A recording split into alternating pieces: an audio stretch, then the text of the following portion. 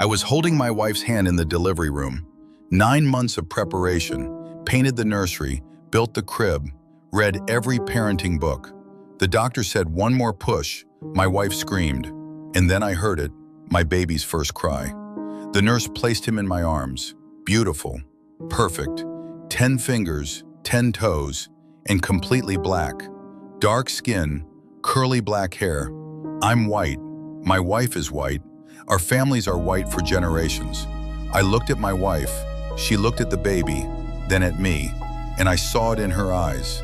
Pure terror, because she knew. In that moment, in front of the doctors, the nurses, my mother who was in the room, her affair was exposed. And that's when I smiled, because I had known for 3 months, and I had planned everything. My name is Michael. I'm 35 years old. I met my wife, Sarah, 7 years ago at a friend's wedding. She was beautiful, funny, ambitious. We got married 2 years later, the perfect couple. 3 years into our marriage, we decided to start a family. It took a year of trying, doctor visits, fertility tests. Everything checked out. We were both healthy, just needed time. Last December, Sarah finally got pregnant. We were ecstatic.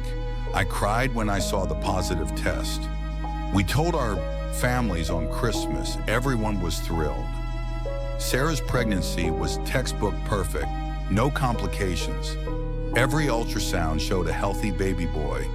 We picked out names, decorated the nursery in blue and white. I worked extra hours to save money for the baby. I was the perfect expectant father. I went to every doctor's appointment, rubbed her feet when they were swollen, made midnight runs for pickles and ice cream, read pregnancy books, took birthing classes. But in May, something changed. Sarah started acting strange, distant. She was on her phone constantly, but would hide the screen when I walked in. She started going to extra doctor appointments alone. Said she didn't want to bother me at work. One night in June, I came home early from a business trip. Sarah wasn't home. Her car was in the driveway, but she was gone. I called her, no answer. I texted, nothing. At 11 p.m., she came home, hair messy, makeup smudged. She said she'd been at her friend Jessica's house. I called Jessica the next day. We had a great time last night, I said. Last night? Jessica sounded confused. I haven't seen Sarah in weeks. That's when I knew. I hired a private investigator. His name was Marcus, former police detective. He was expensive but thorough. In 2 weeks, Marcus brought me a report that destroyed my world. Sarah was having an affair with her personal trainer, Darius, a 28-year-old bodybuilder, black.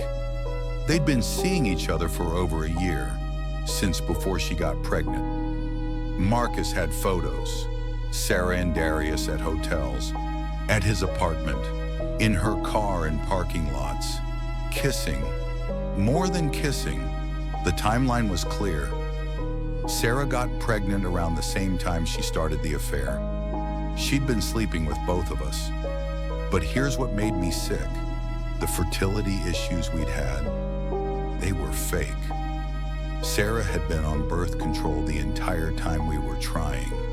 She only stopped taking it when she decided she wanted Darius's baby. Marcus found the evidence.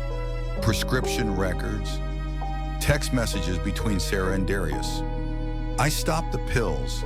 If I get pregnant, Michael will think it's his. We can be together and he'll pay for everything. She'd planned this.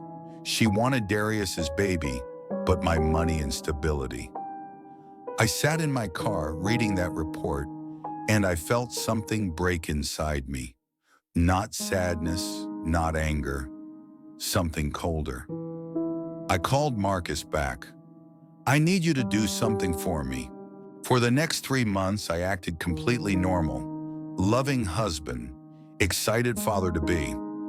I rubbed Sarah's belly and talked to my baby. I assembled the crib. I painted the nursery. But behind the scenes, I was preparing. I met with a divorce lawyer. We built an airtight case: adultery, fraud. Paternity fraud is a crime in our state, up to 5 years in prison. I documented everything, every lie Sarah told, every doctor's appointment that was actually a hotel visit with Darius. Marcus followed her constantly. I also did something else. I told my mother everything, showed her the evidence. She was devastated, but she agreed to help me.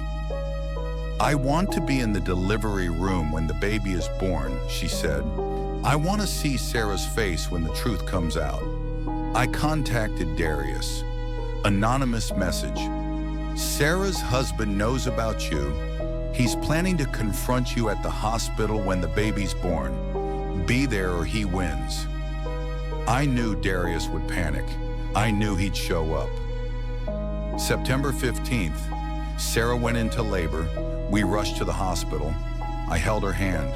I timed her contractions. I was the perfect supportive husband. My mother arrived. Sarah's parents arrived. The delivery room was crowded. And then right before Sarah started pushing, Darius walked in. He was in scrubs. He'd somehow convinced the nurses he was a medical student observing the birth. But I saw him. Sarah saw him. Her face went white. "Who is that?" my mother asked loudly. I don't know, Sarah stammered. "That's Darius," I said calmly. "Sarah's personal trainer and her boyfriend." The room exploded. Sarah's mother gasped. My mother started yelling. The doctor tried to calm everyone down.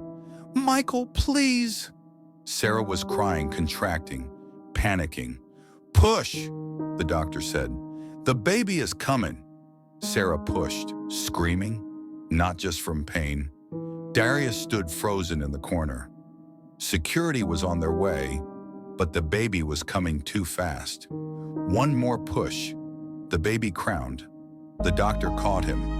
"It's a boy," the doctor announced. The nurse cleaned him off and placed him in my arms. Beautiful baby, perfect, healthy, and undeniably, obviously, unmistakably black. The room went silent. I looked at the baby, then at Sarah, then at Darius. "Congratulations," I said to Darius. "You're a father." Sarah was sobbing. "Michael, I can explain." "Explain what?" I said calmly. "Explain how you got pregnant by your personal trainer? Explain how you lied to me for 9 months? Explain how you committed paternity fraud?" I handed the baby to Darius. "He's yours. You deal with him." Security arrived and escorted Darius out. Sarah's parents were screaming at her. My mother was crying. I walked out of that hospital and never looked back. The divorce took 4 months. DNA tests confirmed Darius was the father. Sarah was charged with paternity fraud. She pleaded guilty and got 2 years probation and had to pay me back $35,000 for pregnancy expenses. Darius wanted nothing to do with the baby. Sarah's parents are raising him. Sarah lost her job. Her employer found out about the fraud. She lost her friends. She lost everything. Me, I'm doing great. I met someone new, someone honest. We're taking it slow. The best revenge isn't always something you plan. Sometimes it's just letting someone's lies expose themselves in the most public, undeniable way possible. To anyone dealing with betrayal, document everything, stay calm, and let the truth do the work. Karma doesn't need your help. It just needs an audience.